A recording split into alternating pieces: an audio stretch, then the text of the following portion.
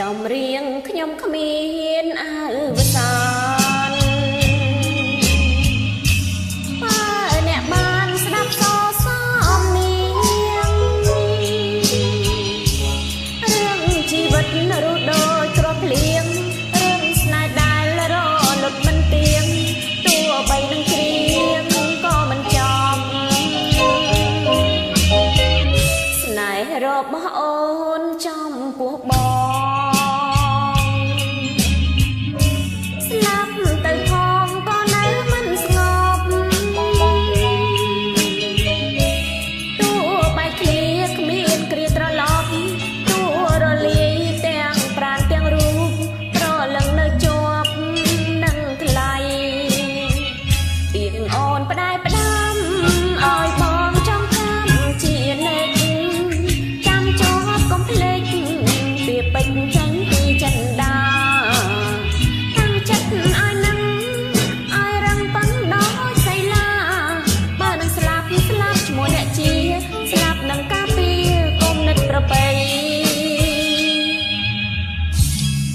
ព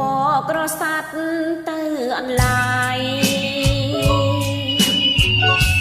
ទួនៅឆ្ងាយឆ្ងាយពីផែនដីគុំមិនផុតពីយប់និងថ្ងៃដូចជីវិតផុតទុកគ្រោះភ័យបើស្លាប់ក្នុងន័យអោតដំ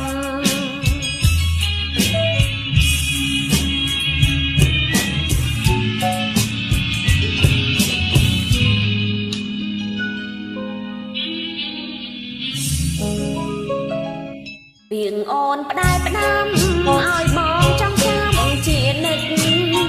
ចាំជាប់កុំភ្លេចពីពេញចេញពីចិន្តាតាំងចិត្តឲ្យនឹងឲ្យរឹងប៉ឹងដោយសីលាបើនឹងស្លាប់ជាមួយអ្នកជាស្លាប់នឹងការពីគុំនៅប្រពៃពពករស័តទៅអនឡា